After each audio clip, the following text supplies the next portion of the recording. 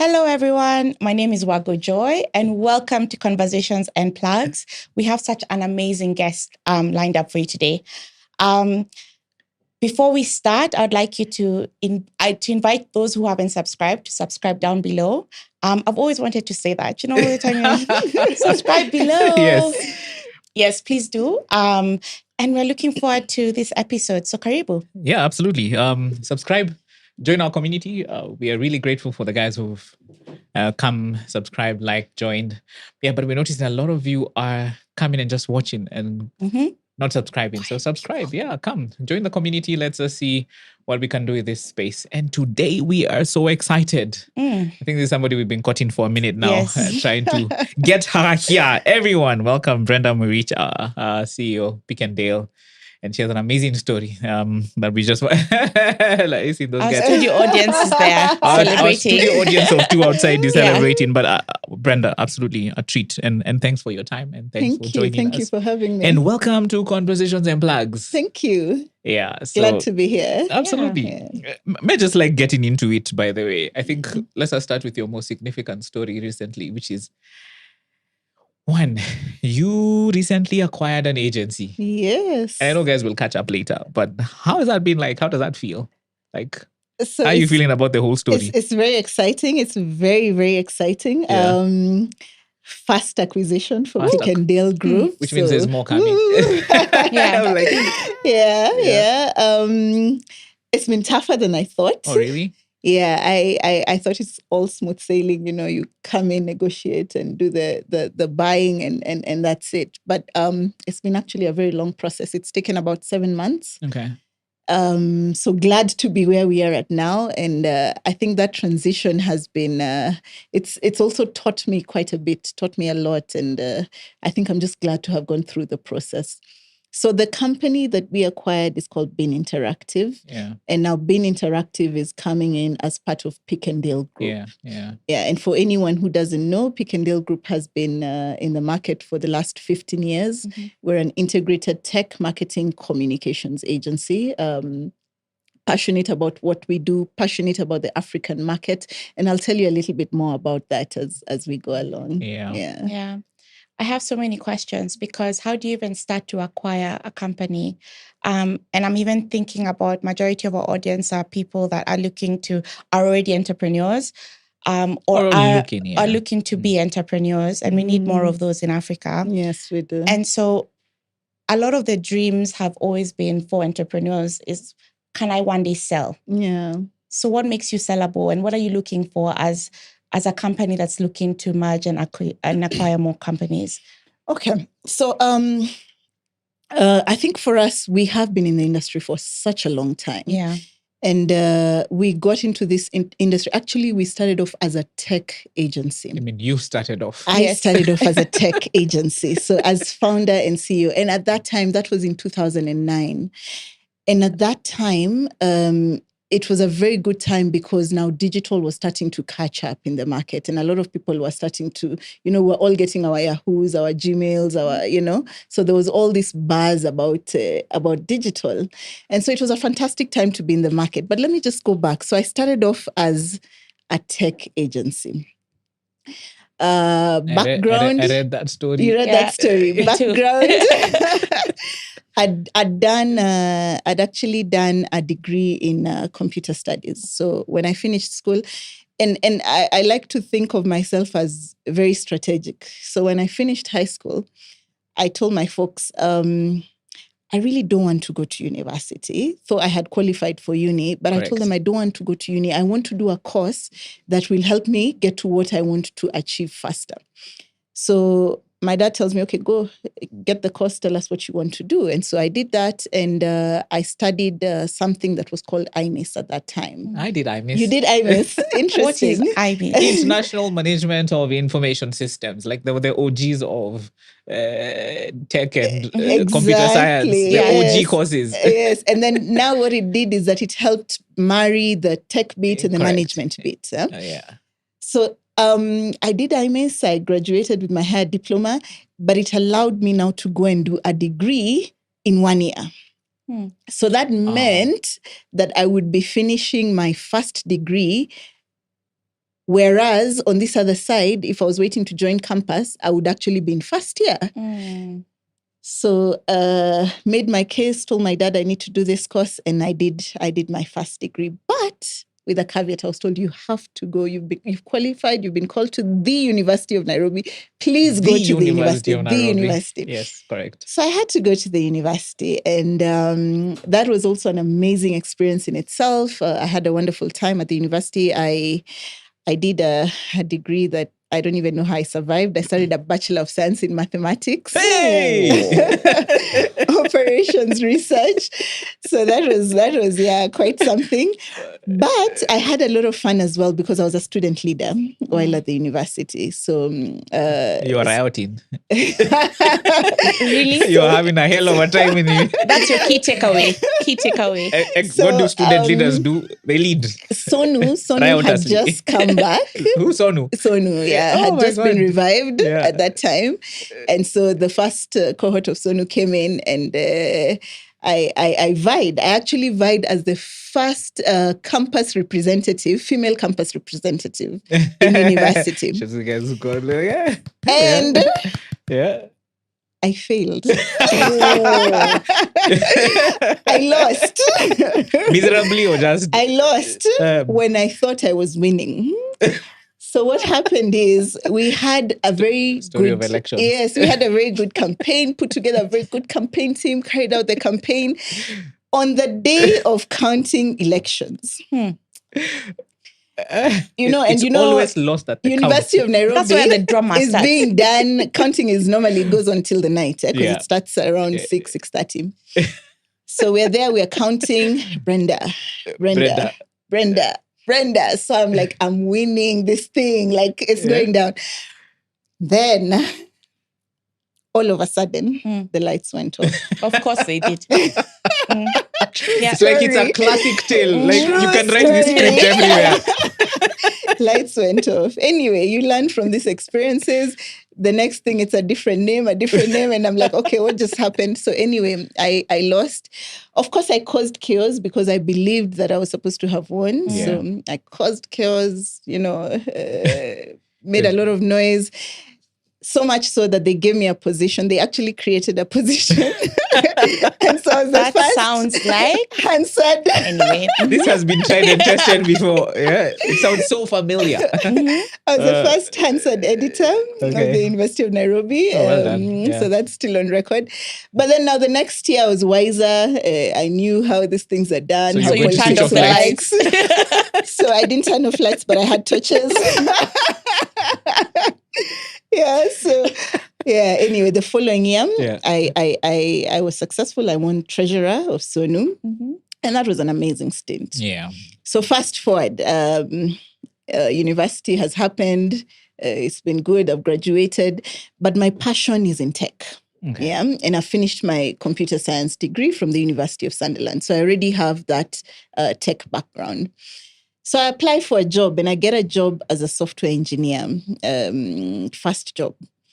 And I really loved the experience. I was working with an amazing group of people. I think one of the most brilliant people I ever met, really, really good at what they did. It was a young team. I think we were all out of university and it was just amazing. So we did that. Unfortunately, the company I was working for went under. So one day we go to work and we're told, okay, just pick your things and leave. Things are not working. It's closed. We're dead. So that was quite something. It hit me hard. So I went to Jobless Corner. You know that place outside Hilton? Yes. Like the Dedan Kimathi statue? Yes. So I sat there and I asked myself, okay, what's just happened? And what do I want for my life? How old were you? I was, oh my God, how old was I? 24 maybe? First job sounds like 24. Yeah. Finished campus. Yeah, 24, around 24. Yeah. So I go, I think about it and then I decide, okay, this employment thing is not for me. And anyway, I really wanted to go and start my own thing, but I felt like I needed to learn on the job first. So I think it came much faster than I'd anticipated, which was good. So that meant that now I can try what I needed to try at an early age. Yeah. Yeah, so if you're out there and you're thinking you're too young, please go for it. I think that's the right time, when you have nothing to lose, really. You're not worried about your family, your kids, you have time to play and just learn from your mistakes. So that's what I did. So I went home, I told my folks, you know what, I'm going into business. And then I was sat down by my parents and they told me no. And honestly, I understood where they'd come from because my dad had worked really, really hard to get us, a good education, go to university. And I'd seen him struggle. And so he's not understanding why you now have this degree and you don't want to go and apply in a bank, get a job in a bank. And banks were famous, like become a banker. Money, the bonus. And he had worked in the bank before. And, he had been a banker before? This was solid, He was a banker? Sense. He was a banker. Okay. And your mom? And my mom worked at Kenya Railways. Government. And government. So you have government and I have government and bank. Okay. But no entrepreneurship there. No entrepreneurship at that time. Yeah. So my mom had done a bit of entrepreneurship. So my mom is very, she's very hands-on and she'll look for something and she'll try it out and she'll want to, make it work monetary-wise. Was she ever successful? She was. She's had quite a lot of successes. She did a lot of MLM, multi-level marketing, took her to South Africa. She sold clothes at some point. She sold, I think she's sold almost anything. And I think she's one of those people who can sell anything, to be honest. If she tells you why this is important, you'll be like, okay, yeah, I see where you're coming from. I want that. So she has that kind of entrepreneurial spirit. But I think the only thing that she did not do is probably structure it. Okay. Yeah, because she was employed and she was working in and I think also at that time it was because my mom worked at Kenya Railways for 30 plus years. My dad worked in the bank for forever. Yeah. It was very important to have that safety. But it made sense. It made sense. Yeah. And so here I am saying I want to go into entrepreneurship. They'll sit you down. They're like, okay. And then what do you want to do? I want to do web design. What is that? What is that? Especially at that time. Yeah. What is that? So anyway, had the conversation. I'm very strong-willed, very vocal. And so I told my dad, this is really where I want to go. And so not very happy, but of course they supported me. And so I got into business. And then I think one of the first things I did is I didn't want to come up with a name that would not, can I say, for lack of a better word, skill. So at that time, there was a lot of Njuguna and Sons and, Mudokinjo.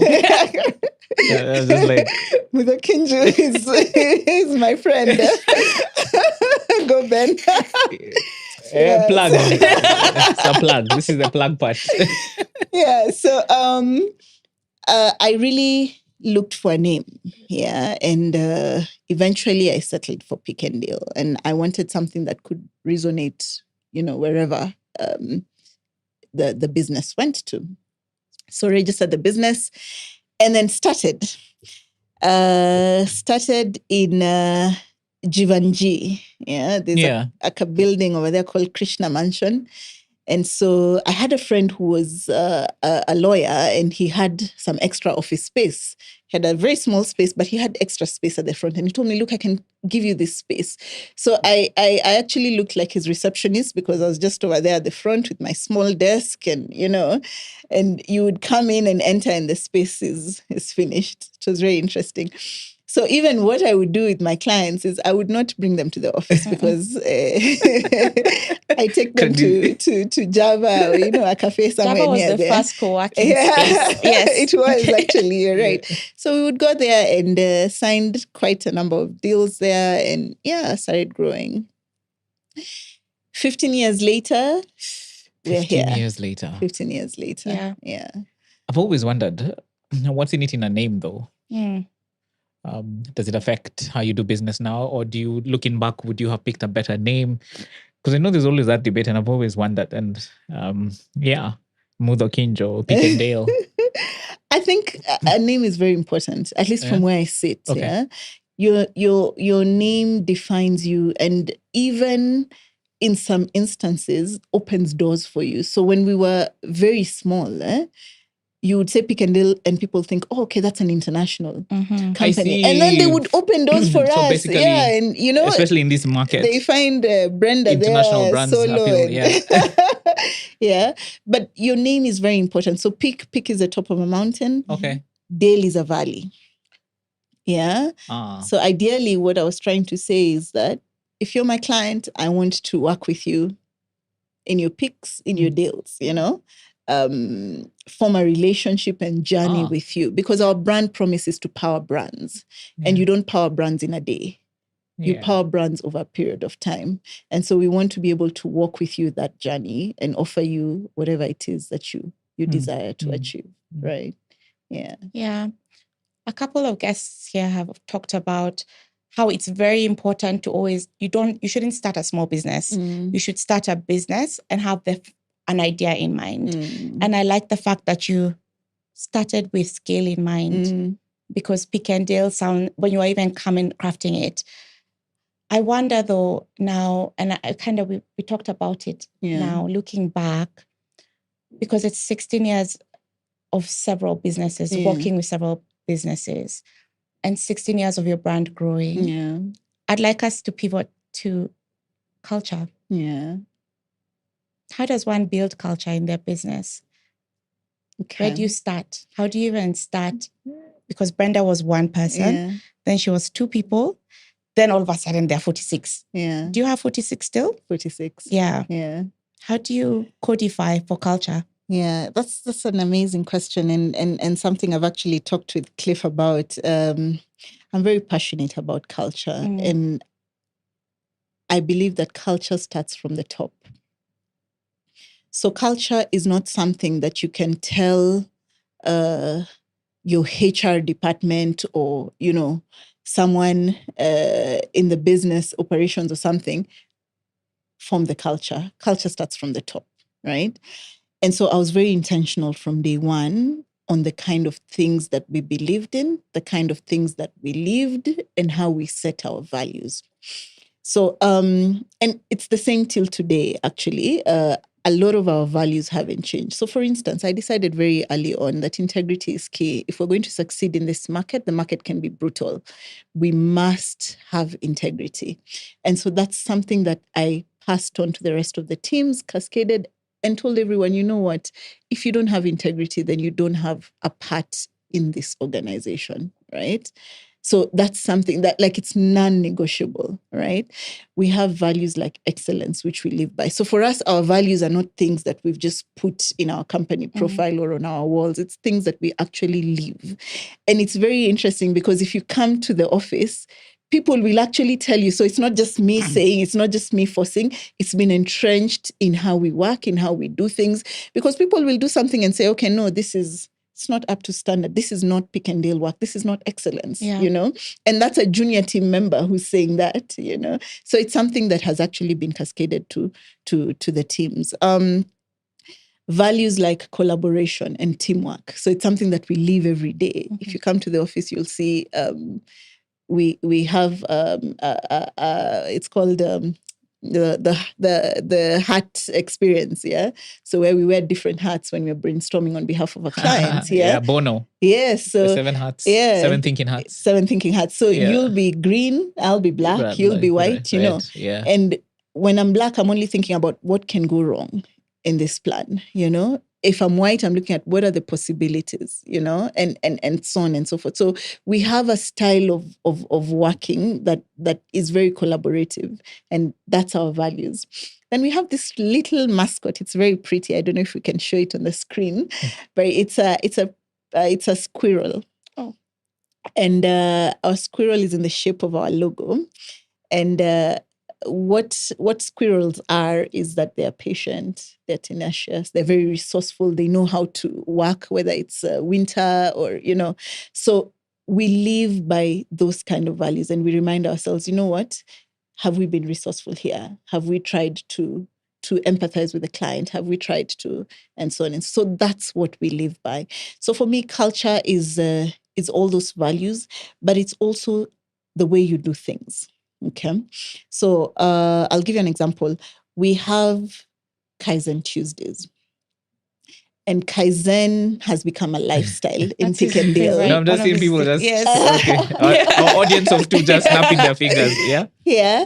So Kaizen has become a lifestyle. And every Tuesday we set it aside. We're like, okay, we're going to take time to just learn and better ourselves, right? And the impact of that has been very interesting because I've actually had staff who moved departments. So they were in tech and they moved to sales because they discovered this is something that I'm passionate about. I can do it better. And they approach me and tell me, look, I want to do this. I can do it. And there's been that opportunity for growth even internally. Yeah. So just making sure that we're always learning, always growing, always improving. Yeah, a culture of continuous improvement. So many other things, but I'm very passionate about culture. And I think culture has to start from the top. It has to start from the top and then it cascades to the rest of the team. Mm-hmm. And just to reemphasize what we're going to say, talking about culture, I mean, you begin small, Yeah, and then it becomes a bit more complex and it becomes a beast. yeah. When Brendah leaves, for example, Pick and Dale, how will you ensure that I'm always wondering because I've seen how organizations, sometimes you're right, they are the leader at the top, like literally the heart and soul of an organization. And I think the more I study about it and the more I make commentary about it, even in Kenya, in some companies where you see a change in leadership, completely the organization shifts in terms of its perception, in terms of how it operates. Yeah. So what happens? So maybe here I'm talking about, yes, the same culture in terms of how do you continuity and sustainability even after you, and as well as maybe even things like succession. Have you thought it through, or what does that look like? Yeah. Is that in the horizon or? No, and you're very right, Cliff. And I think one of the other things about culture is that once culture has been established, then it needs to permeate. Okay. Right? Yeah. So I said it starts at the top, but it doesn't end there. Okay. It must cascade to the rest of the teams. And this is where you know that your culture is actually working, by the way it cascades to the rest of the teams. Okay. So if you find people doing something, like for instance, when it gets to a certain time and someone is asking, where is Kaizen? Then you know, okay, this has actually worked, because it's someone else who's calling for it. And it's not, for instance, the person who's designated to handle that, right? So if you're able to cascade that culture interdepartmentally within management teams, within the rest of the teams, then I think it sets a foundation for a solid culture that can then grow regardless of how the organization is growing. Yeah. The other thing we do at Pick and Dale is that any member we recruit is always a Pick and Dale fit. Pick and Dale fit. Is a Pick and Dale fit. What's the Pick and Dale fit? So there are certain aspects that we look for, right? Apart from just skills. So you're trained. And a lot of us, we are very talented in this country. But there are other things, like attitude, like the ability to go over and above. Like, there are certain things that we look at that will help you succeed in your journey at Pick and Dale. There are people we've actually had to let go of because they just could not fit into this culture. And the reason we had to let go of them is it's very easy to destroy culture. Yeah. Culture can be destroyed in a minute. And yet it takes so long to build it. Yeah. So we're very particular about that. We don't want this culture to be destroyed because it is a phenomenal culture. And I was telling you, Cliff, I've actually had friends who've come to actually study Pick and Dale culture, and see, what are you doing right? What are you getting right? Why are your people so happy? Why are guys excited to be at work, Yeah. But it's those small nuances that carry the day. I'm curious, does it fuel your bottom line? It does. How so? It does amazingly. Does it translate? Because with that comes commitment. Okay. Yeah. So people are working and they know that there's a greater good. Okay. Yeah. There's a bigger they can see the bigger picture. They can see, why am I doing what I'm doing? People are able to go in above and beyond. I've seen people working, late hours because I want to make sure that this succeeds, not because there's a they've been sense of told. belonging, There's a sense of ownership. belonging. Yes, especially the sense of ownership. Yeah, that ownership is a serious one in a lot of organizations. Yeah, it's amazing. And especially in agency, you really need people who can actually take ownership. Yeah, so it's actually been amazing. And back to your question about what I would look for in an agency that I want to acquire, it would be that I would want a team that can be able to take ownership of what they do, because agencies are a lot about its people. Yeah. How do you measure for that? It's difficult. Huh? It is, because those are soft. They're the unseen things that sink a business. Yeah.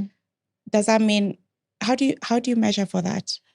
Or how do you know you've been, okay, well, you've talked about being successful and seeing the rest of your team kind of replicate that. Yeah. But I'm now just thinking about, how do you know that this year our culture has grown by like 10%, 20%? How do you measure for that? Yeah. So internally, through HR, we'll do internal CSATs, internal NPS, so we'll be able to gauge and see, employee this is, engagement, there's satisfaction. There's engagement, there's satisfaction, there's growth, there's happiness. We actually have a happiness index scale, and things like that. Yes. That is very So, we actually measure that, because we want that to actually work. This is so interesting to me. Leads to success. So you're also measuring.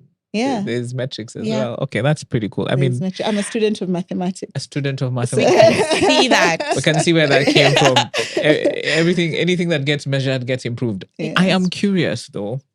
Also, one of the things that came up the other day, which is, do you, I'm coming back to Brendah now. Do you separate your identity from Pick and Dale?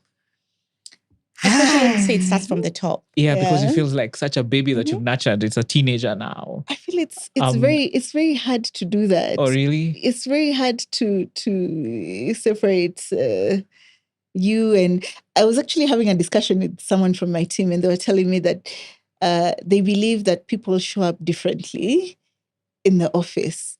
And I told her, no, it's me. Like, what you see is what you get. I'm very authentic, you know? Yeah. So it's quite hard to actually separate that. But in what context were you asking?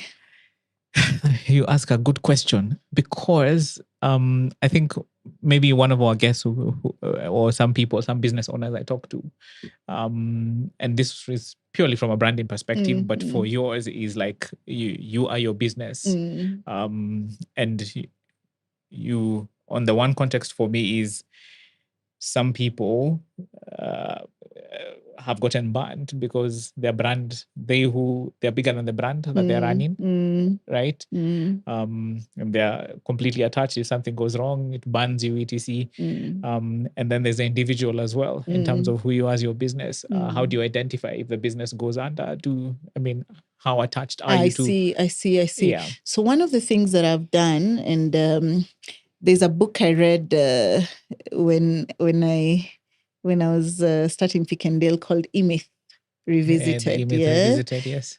And I think the thing that it made me do was set structures.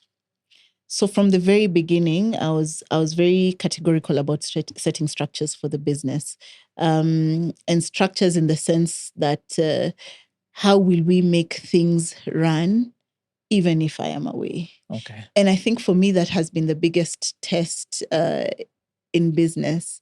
2 years ago, I joined the Stanford Seed Program. Yeah. This is our second Stanford. Yes. From Wendy was here, and she was also like, Stanford Seed Program. Yeah, nice, well. nice. Yeah. So yes. Actually third, because Martin too. Oh yeah, that's true. Yes. So I did the Stanford Seed Program. And when I went into that program, the biggest takeaway that I wanted was to be able to, because there's founder syndrome. That one is there. It's alive and well. It's there. So I wanted to be able to separate myself from Pick and Dale. Correct.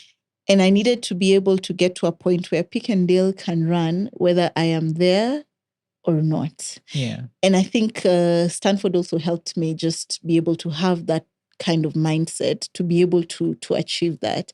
And the other thing that it did is that it allowed me to come in with my senior management team. So now everyone is understanding my vision in a new way. They're internalizing it, and they know this is what we need to do. This is how we need to make sure our teams are running. This is how we need to structure. And so for me, that was an amazing program that helped me to be able to actually have that kind of separation. Okay, cool. Yeah. Now I think I'm at a point where I'm confident. If I'm going for however long, Things will Pick and Dale will still go on. Yeah. And that's very important because Brendah still is a visionary. Yes. And so Brendah still needs to think about where this is going. Exactly. I remember when we first met, you were just you didn't want to talk about it, but it was happening. The acquisition was happening. Yes. And you said that you are very clear that you want locally grown businesses and you want to lead the largest. You can complete that. Independent marketing agency in Africa. In Africa. Yeah. Hey, the Independent Africa agenda tech begins. marketing agency. We love the Africa agenda. Yeah. Absolutely. I think we're very lucky. Remember I said we started off as a tech agency, right? And now, so over the years we morphed because digital came in. We were able to add value to the offerings that we're giving. So it's not just about tech. There is also digital and business value, right? And so that's how marketing came in. So we actually coined that phrase, ITMC, Integrated Tech, Marketing and Comms. So we are at an advantage from maybe your regular traditional agencies because a lot of them started off as marketing agencies, but we have this tech aspect that not many have.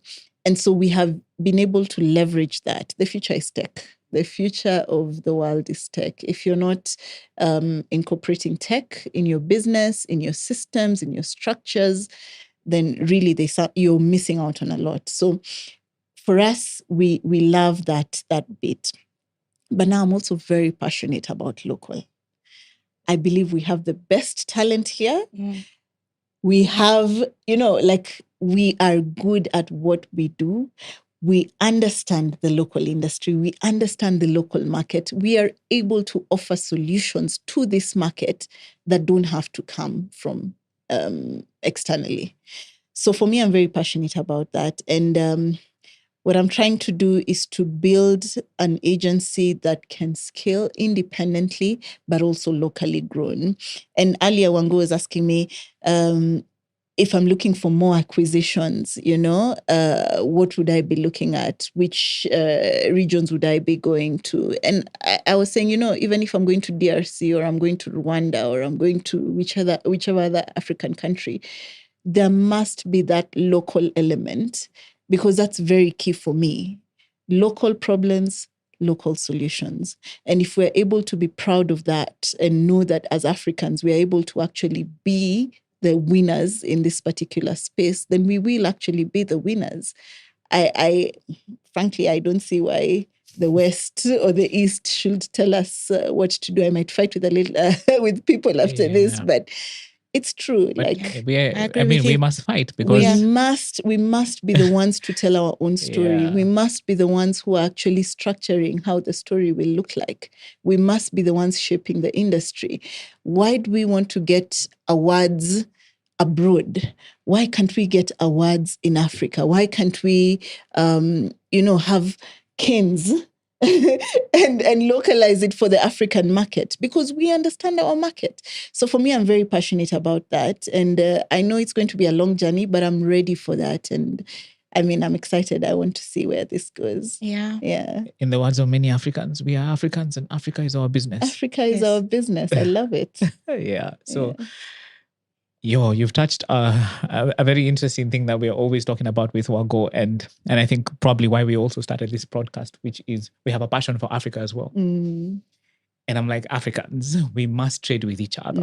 And I'm sure you're about to start expanding And Amen. no, Yes, it's happening. no. We must have this conversation, and that's why we wanted to have, because there's so many barriers to doing business. One, I won't even touch on your agenda. Would be interesting to figure out whether, in terms of gender for you as a woman as well, starting a business, how that has been for you. Secondly, in terms of, again, I see huge barriers in terms of some of the legislation and policies that we actually do have in place. How have those impacted you? Because you're about to scale across borders. Comes with its own challenges, different regulatory frameworks, different ways of doing business. How are you thinking through that? What have been your challenges, observations? Because sometimes I know from two of our guests, one of the things we were talking about was, and they were saying, like, you must participate. Truly,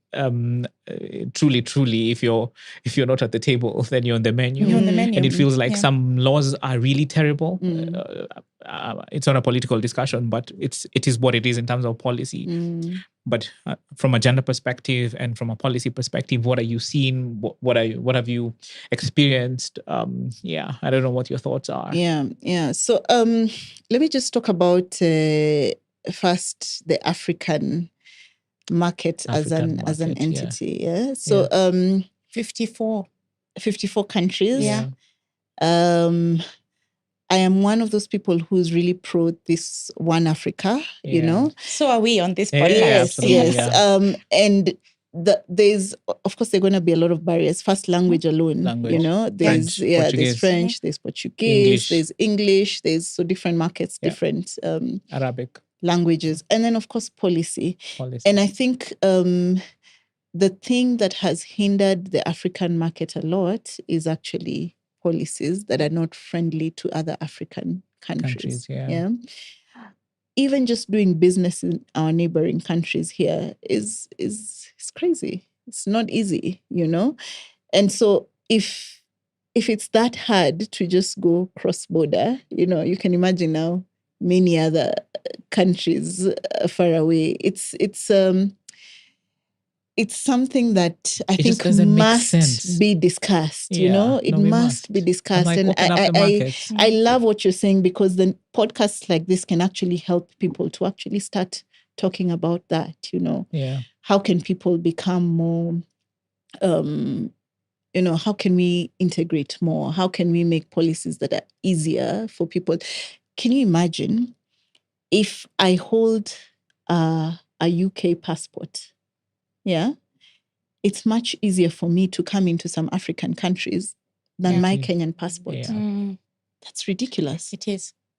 I mean, I think I've seen this in the media over and over, and it's so heartbreaking. Like, we should be able to travel to Africa like it's home, because it is home. It is one. Exactly. So, and I understand there's government and there's, you know, all these things that have to be in place, you know, and you're taking care of security and taxation and all that.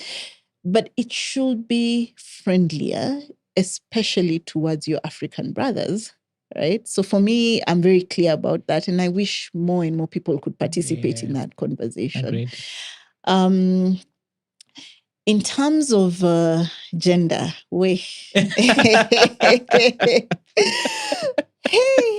How much time do we have?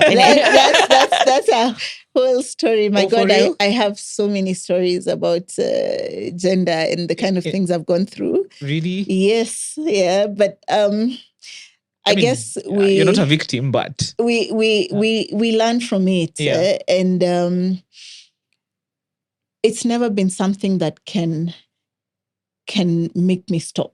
Yeah. I think for me, I'm such a go-go person. Like, I'm very solution-oriented. I want to, so there's a barrier. How do we overcome this barrier? How do we move forward? So there have been those kind of barriers. Remember, in 2009, first, how many women were doing computer science? Weren't you the only in a building in town in Norwich? Norwich? Can you imagine? So even when you're going for a pitch, and I walk into this boardroom and it's all men, you know, the patriarchy. I'm there, personified. and people are Do not. they ask you? They're not sure When is that- your boss coming in? Yeah. Are you the PA? Yeah. when we're waiting for someone, yeah. So there was all those things, and then you start talking, and they're like, "Oh, okay, you actually know what you're talking about." Yeah, competency checks in. And Yeah. yeah, but it's been very interesting conversations on the table. Yeah, I think story for a different day. No problem. So many. But then again, if is it going to be easier for your daughter? Is it daughter or daughter? So yes, I have 2 daughters. 2 daughters, yes. And I have 2 sons. Yes. So I have 4 children. It's I'm like a mother split of 4. 50-50. Well done. Student of mathematics. Yeah. Like half and half. Yes. Yeah. So I've been blessed with 4 children. I'm actually a family person. I tell myself that they're the reason I grind. They are my heart and soul, and I've been blessed with a wonderful family, and I'm very grateful for that. And then I also have a very supportive husband. Yeah. Because this can get tough. Yeah. And so you need a partner who will be able to stand by you and support you. Yeah. In your peaks and your days. In your peaks and your days. I love it. I love it. Yeah. So where were we? Sorry. Is it going to be a better world for your daughters and sons? and sons? I'd like to believe so. I'd like to believe so. I'm very optimistic. I think we've come such a long way. Now there are more women in tech. There are people who are doing amazing things. The other day we had a team member joining us who's done business intelligence. Yeah. And is female. And there was not a lot of that. Yeah. So there are more and more females who are taking up this particular I saw spaces. Jumia appoint a female CTO. Mm-hmm. Yeah. So now doors are opening, and there's more of, the playground is more or less level. Yeah. And so I think the only thing is to encourage people to actually go for these particular roles, not to shy away from them, to look at people like me and say, okay, if Brendah did it, I think I can do it. And for me, I think that's the reason I tell my story, because I want to inspire someone out there to know that, you know what, you can keep going, that you got this. Believe in yourself, you can actually do it. Yeah. So I know the future is bright. The future is bright. It is. I want us to, when I'm thinking about your core business is working with brands. And what's come out very clearly is that branding is not only what people see out there, it's everything. Could we talk more about your value offering and how you work with brands? And what are some of the things that brands don't see that are very important to start to think about? Yeah. Yeah. I love that question. So I actually got into this journey of branding. Like I told you, it was more of, so I'm a techie, but then beyond tech, there are solutions that you have to offer that should make business sense. And that's how we moved the business and got into marketing and comms, right? And so what we realized is a lot of businesses want to achieve the sales. They want to have the systems. They want to grow their revenues, right? And somehow they feel that we can do all this without thinking about our brand and how the perception of our brand is in the outside market. And that's just not true. There's no way you're going to say, I'm scaling my business, I'm doing all this, and you're not thinking about your brand. So the brand is very important. And so how we structure it is we look at it from 3 angles. And the first thing we look at is the strategy, the brand strategy. What are you thinking about your brand? How are you going to present it? How do you want to be seen in the marketplace? Because it's always about perception. I'll give you an example. The phone, Apple. Yeah. Apple is known for I don't know. Does any of you have an Apple We here? are Apple people here. Yeah, Apple people. Yeah, Oh my yeah, God. So I yeah, might get yeah, into trouble. yeah. No, I should use a different example. No, use it. Use Let's it. go with Apple. Yeah, Mhm. but I mean, Apple has, they've worked on their brand presence, and the way Apple is seen, it's seen to have some sort of, can I call it clout? Yeah. Right? But the truth of the matter is, what this phone can do, the Samsung can do as well. No? I'm joking. Proceed. Yeah. It can do. It does, yeah. And it could probably do it even better. And that's why I love the way you're shaking your head. Like iPhone user, yeah. We have this debate in my office all the time. So anyway, but my point is, brand is very important. Yeah. Even brand Brendah, how you see me and how I am perceived in the outside world, is very, very important, because there's something that we must be able to give the kind of market and the kind of audience that we want to get to. Yeah. So brand, we start with strategy before we even go to any kind of execution, before we go to marketing, before we go to a lot of guys just like to jump straight into execution, and half the time I'm just like, what? Yeah. Did you think about this that will not be first? great. No. Yeah. It will just be good and bang on average. Yeah. I am a big fan of, I like to think that business should be repeatable. That you should make your business very repeatable in terms of how you deliver your product, how you run your business. You should be able to lift best ideal scenario scale because you've made everything repeatable. When it comes to business models, I don't know what your thoughts are around that.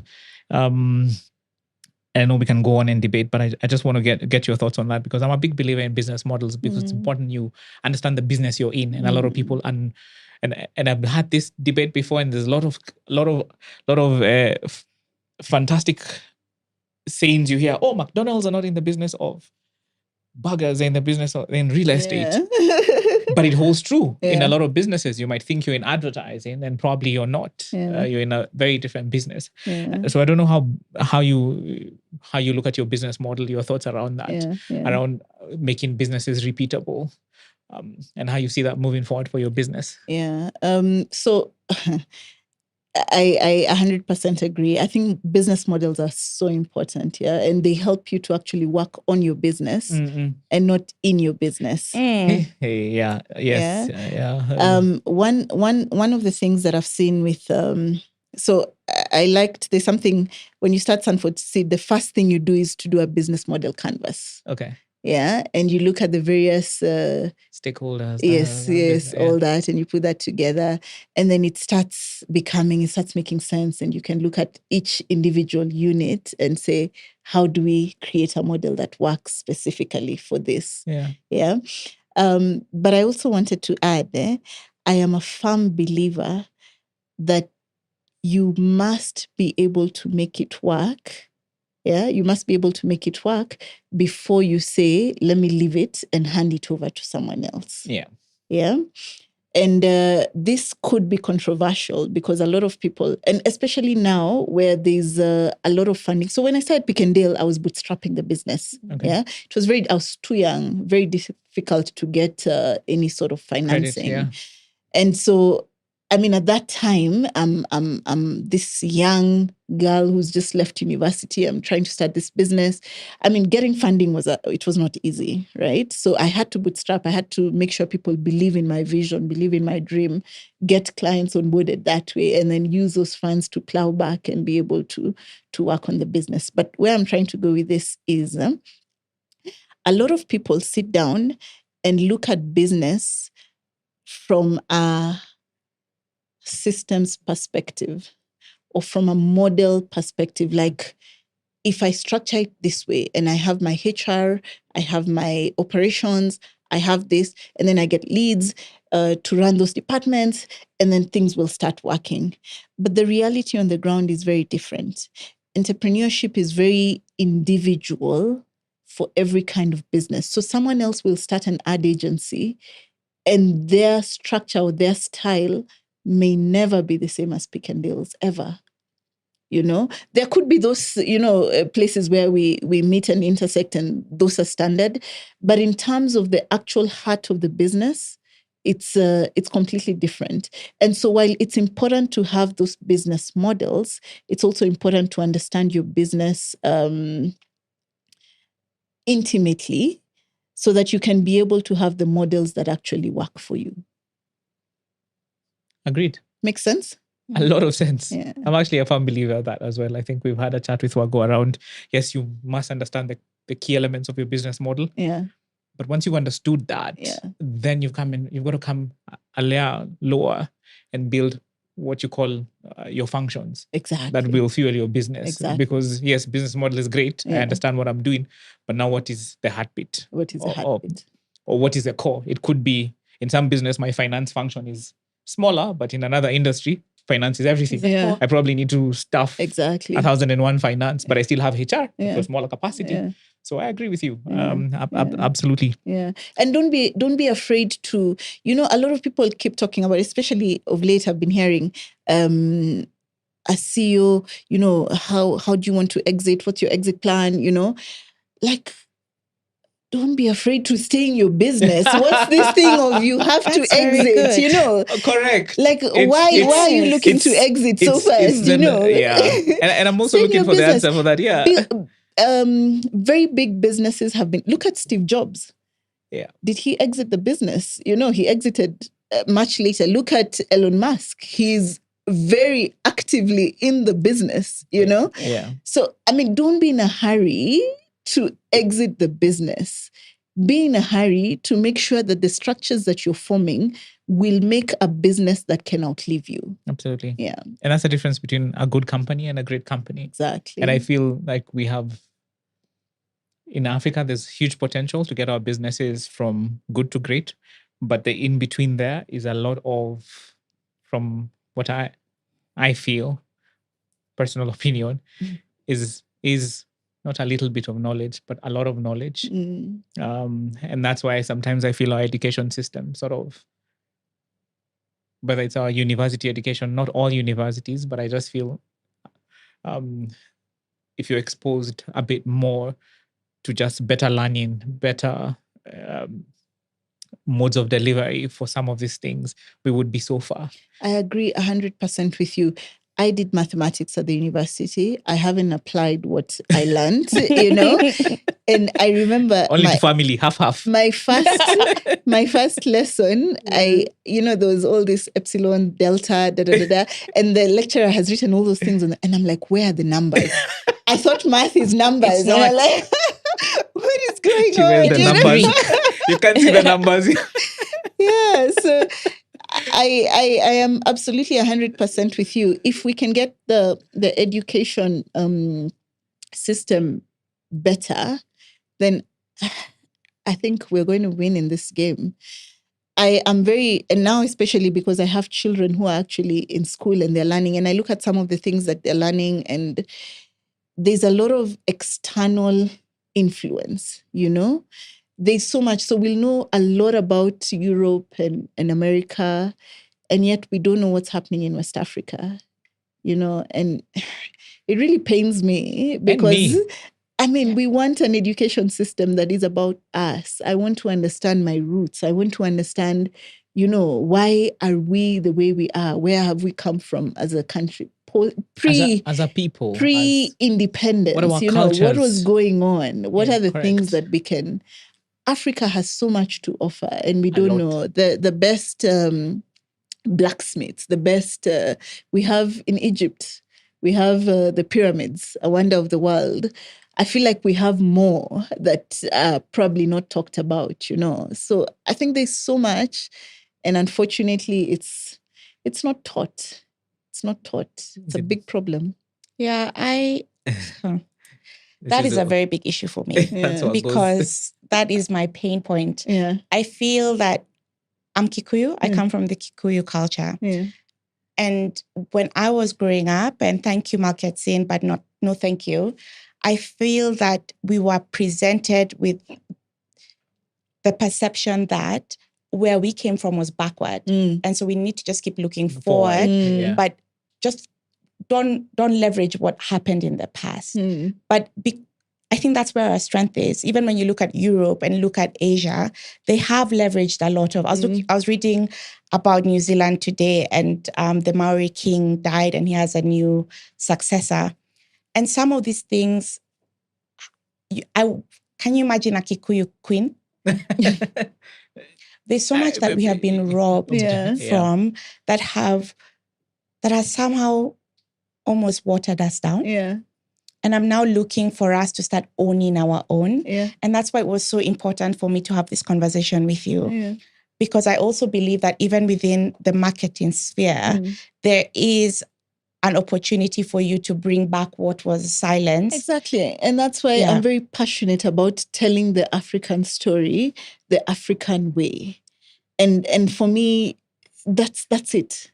That's it. I want to be able to tell our stories in an African way, in a way that we relate to, Correct. And that's why we started this podcast. Yeah. Imagine, and I love how you captured that, telling the African story the African way. Yeah.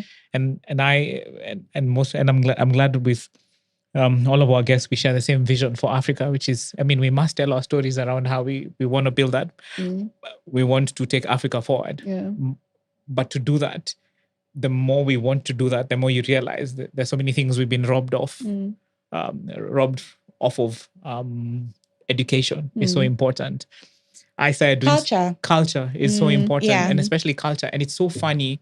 I have two stories. One is from an education perspective. I started doing like executive courses, and I'm like, if I give this knowledge to a guy who's running this business, for sure he'll never be the same, right? I go to university, and you're like, why is there such a gap between what you're teaching these guys?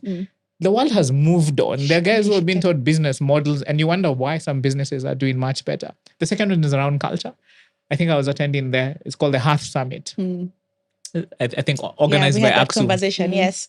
And there was this lady, she's a professor. I think I said for one of the breakout sessions, it's called Were or something. Please forgive me if I got your name wrong. But she was talking about how when it comes to trauma, she's been working with post-election 2007, when after the post-election, there's a lot of work that continues to go on because of trauma, community trauma.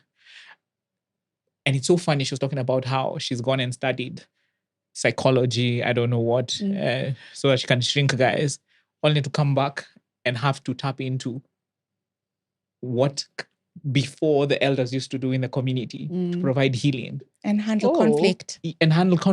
Because it's our way. There was nothing wrong with working. it. Yeah. You don't have to sit across a seat and shrink people. Yeah.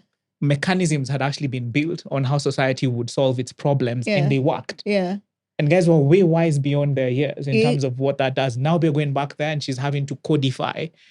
And that's a job we must do. We must tap into that, because we feel like we were given, controversial or not, we were given this new religion or creed, and we were told this is it. And forget everything that has happened before. But there was years and history of knowledge. Philosophy, you name it, that we must tap into.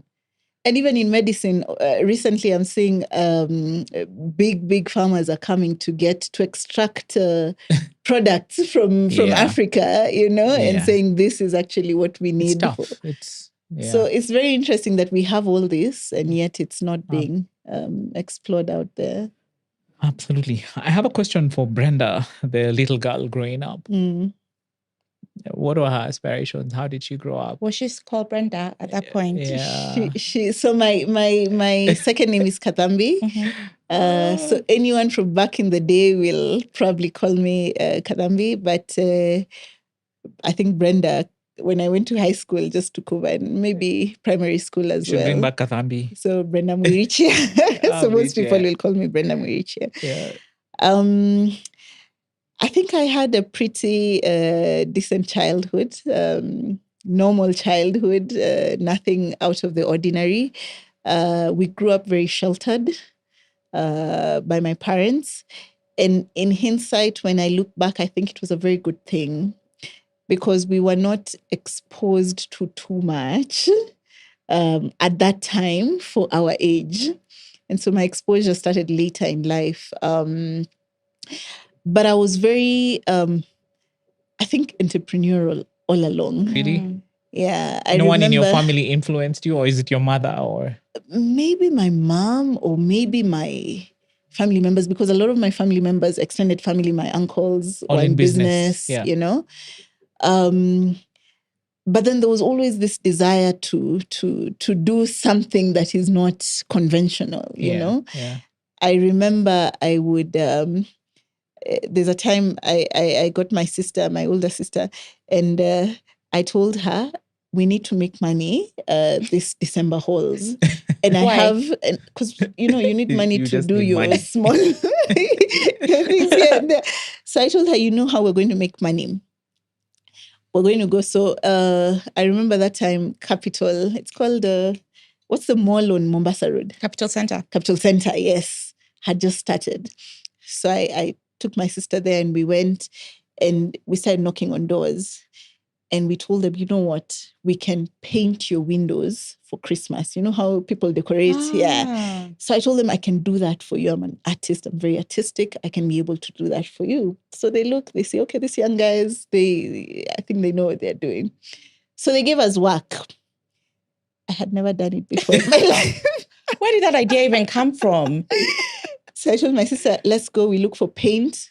We went and bought paint. Then we went home. And on the mirrors, we started practicing. So we practiced the whole night because the following day we had to go and deliver. You had to execute.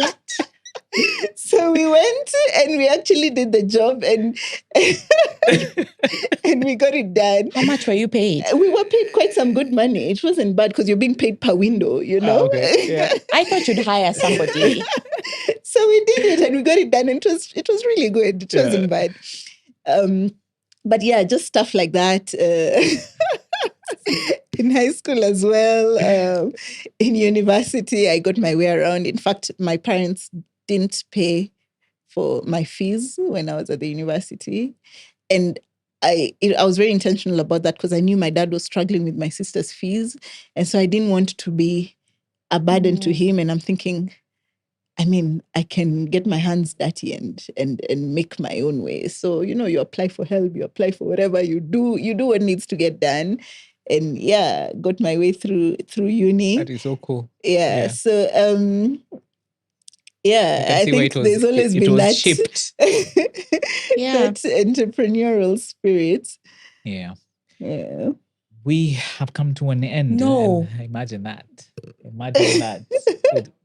It is 1 hour flat. I have and 7 more questions. Seriously? We must have you back again. Back. We must have you back again. But no, but this has been amazing. Yeah. And I like that we resonate. And we want to tell the same kind of stories. And we're fighting for the same thing. We must tell this, and we must talk to more Africans. I think there's a lot more. We are building good things. Yeah. But I think we need to make the leap and make great things. But to do that, absolutely. I think we need to talk about our systems and how they hinder that. And there's a lot more. Knowledge transfer as well is very important. Yeah. Absolutely. Yeah. We must tap into what inherently makes us Africans. We have so much knowledge in our genes and history as well. So that is important. And so, Brendah, it's been amazing. Thank you for coming to Conversations and Plugs. And I'm hoping this is not the end. Yeah. You must come more and more. It feels like I'm seeing Margot has 1,001 questions. First of all, I'm like, there are going to be more acquisitions. So every acquisition. She must come back. Every country, we have to talk about it because that's what we need. So we must celebrate we need businesses that. replicated across the continent. And share the knowledge. Exactly. Yeah. So I think for our subscribers, please subscribe. I mean, for the guys watching this thing, subscribe. Absolutely. Helps us to grow our community and to just get more to you and to our viewers as well. So, Margot, any last words? Thank you. Thank you, and Brendah. Keep being the light because we become what we see and hear.